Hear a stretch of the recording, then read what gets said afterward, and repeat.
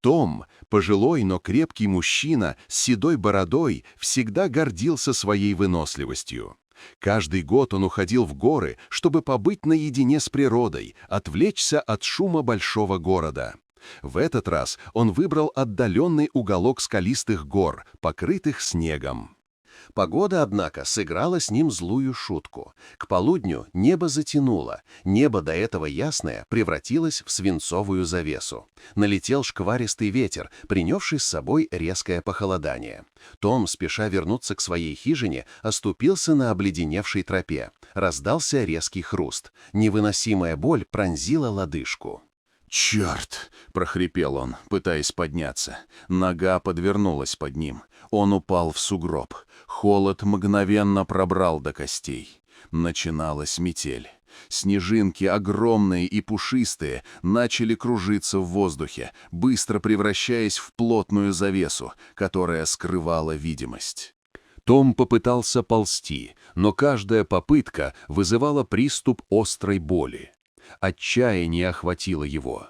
Мобильная связь отсутствовала. В такую погоду его никто не найдет до утра, если вообще найдут. А мороз уже начинал забирать силы. Он знал, что значит обморожение. Наступала ночь. Темнота сгущалась, усиливая чувство безнадежности. Ветер усилился, и температура упала до -20. Он начал замерзать. И тут, сквозь вой ветра, он услышал это. Тихий, зловещий вой. Сначала один, потом второй, третий. Они были близко. Из темноты, словно призраки, начали появляться глаза. Желтые, блестящие в темноте, они формировали медленно сжимающееся кольцо. Стая волков. Том знал истории о волках. Он знал, что голодная стая не прощает ошибок. Его сердце забилось, как сумасшедшее. Он попытался крикнуть, но голос застрял в горле. Он был ранен, одинок и окружен. Это был конец. Вожак, огромный серый волк с поседевшей мордой, медленно вышел вперед. Он подошел к Тому, склонил голову и начал обнюхивать. От его дыхания пахло диким лесом и свежим снегом. Турист закрыл глаза, ожидая смертельного укуса. Но укуса не последовало.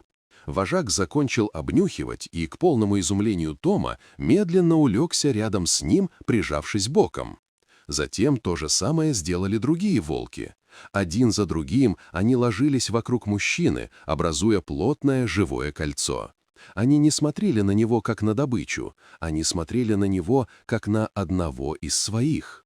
Их густая шерсть, их теплое дыхание, их близкое присутствие – все это создавало вокруг него некий кокон. Тепло, которого он так отчаянно искал, пришло от самых неожиданных защитников. Они согревали его своими телами всю эту долгую морозную ночь. Утром, когда первые лучи солнца пробились сквозь тучи и метель утихла, Том проснулся. Он был жив. Волки все еще спали вокруг него. Он осторожно пошевелился. Вожак поднял голову, взглянул на него и издал тихий, ободряющий скулеж. В этот момент Том все понял. Эти волки не были его врагами. Они были семьей.